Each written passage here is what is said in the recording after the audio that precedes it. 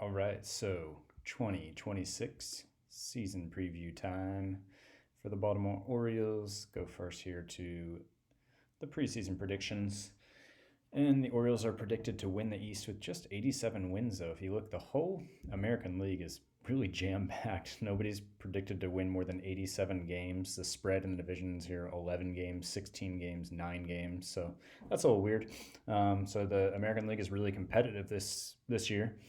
And so just to look at what they're predicting for those, they're saying I'll have the 769 nice runs would be the fifth best offense in the AL. And this was an offense that was the second best last year. So it seems reasonable. And then one pretty surprising thing here is expected to have the best pitching staff in the American League with 661 runs against it. The only team with an ERA under 4 at 3, or no, one other team has an under 4. The Mariners do too, but 3.85 ERA. And does anybody else in the league even have better than that? Yeah, the Phillies do. So the second best pitching staff in the league is what they're predicting for the Orioles. Of course, last year my team ERA was fifth best in the AL, but starters was 10th, and for a lot of the season it was 13th or 14th. So I did try to beef up the pitching staff some, and I've got some young starters who hopefully will take another step forward this year. So surprising to see that the game is predicting my pitching to carry me, but hey, I'll take it if it does. So 87 wins is a little low, but hopefully we can win the division. And then down here under the top hitters, you got Larnack and Carlson, both in the American League top hitters. And then over here on the pitching side, you can see why they think so highly of my pitching. Delgado, Lacey, and Patino, my top 3 starters, all expect to be top American League pitchers. And so this is the year 2026. You can see a lot of names you'd still recognize: Torres, Trout, Bregman, Vlad Guerrero, Joe Adele, and Franmil Reyes, of course. And then Syndergaard, Manning, Flaherty, Severino. You know, a lot of names that could realistically, some of these guys, if the aging curve treats them well, I guess in some cases like Syndergaard, could realistically be top players in 2026. Seems fathomable.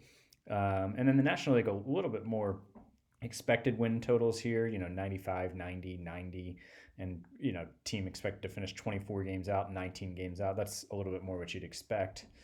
And the Padres, who have won over 90 games every year, won the division some years, made the playoffs every year, predicted to win just 82 games. So then the Washington Nationals, man, the Nationals in this game are basically like the Angels in real life, in that they have like 2 superstars and nobody else.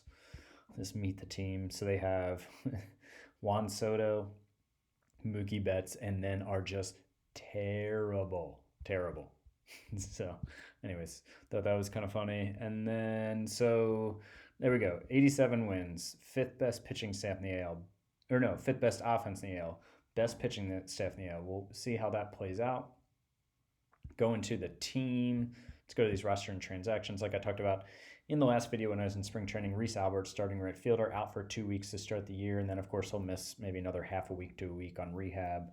Dylan Lawson was probably going to be my bullpen, but he is out again with another arm injury. That's disappointing. So going to the team, a lot of stuff similar to last year. Rutschman, Mountcastle, Bowser, Matan, Henderson, Carlson, Rosario, and Larnack all played big roles on my team last year.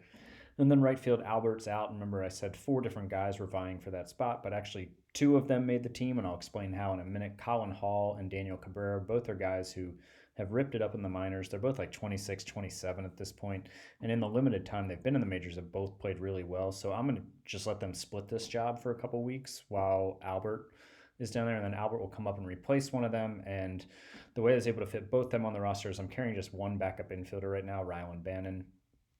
Conley and Simmons are 2 infielders who were battling for the second backup infield spot for me, but they both did so terribly that I decided to carry one backup infielder for now, and let Cabrera and Hall continue to kind of get some time while there's room for them, because they both definitely earned it.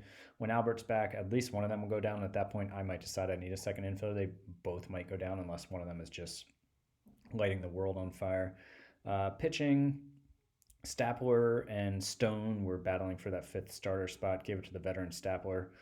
Stone lost his rotation spot in like August or September last year. He's going to have to battle to get that back, but he'll pitch out of the bullpen, and I think he'll be decent there. But Lacey, Patino, Delgado, Keller, Stapler, one of the best staffs in baseball, apparently.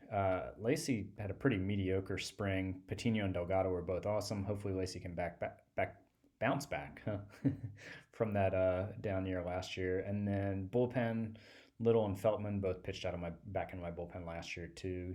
Castillo came in the trade. Barlow was a free agent. Hall, former starter who just was so good as a reliever for me last year. I'm just leaving him there. Not going to try to convert him back to a starter. Robertson came up for me last year and pitched great.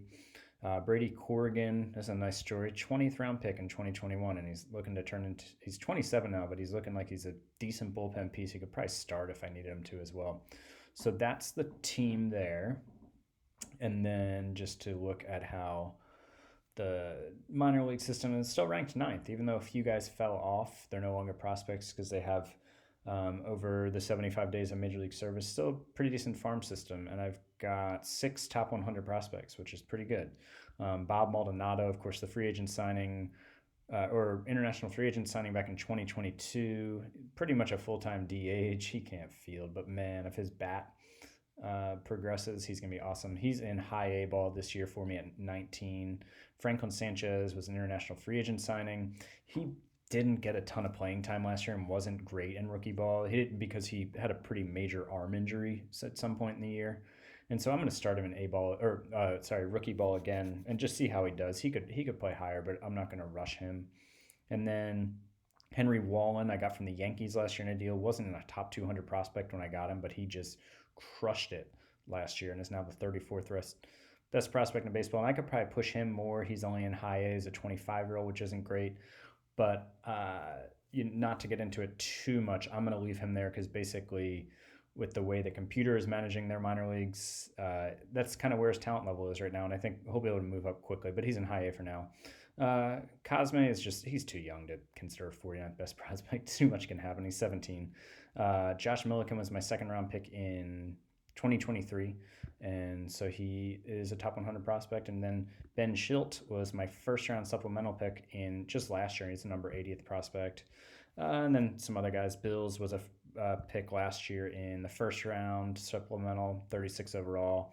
Those were the 2 guys that I got when I let Marquez and Verdugo go, and I got compensation picks. I got Schilt and Bills, and they're both looking decent so far, but still a lot can happen. Angeletto was a first-round pick in 2023. We'll see if his back comes alive. Anyways, I won't go too much more into those. I got some other interesting names. Josh Kramer was a high pick a few years ago. He's coming up through the system. Jamie Chisholm might be able to salvage his career yet. The first overall pick in 2021. And he was decent in Bowie last year. And he'll start there again just because Norfolk's pretty crowded. And I'm going to have him work on some defense, I think, down in Bowie and see how he does. Dan Zimmerman was my first round pick last year.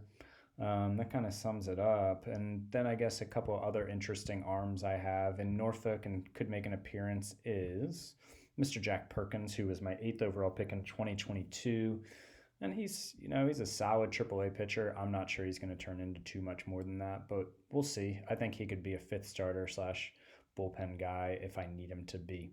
So that's the team. We've got opening day against the Yankees. Thursday, March 26th is our date. I am recording this on Tuesday, October 27th at night. And I'll probably post it tomorrow, Wednesday, or Thursday. And then I'll do opening day as a live broadcast and hop on in and watch if you want. But that's the season preview for the O's, who are predicted to win the AL East again.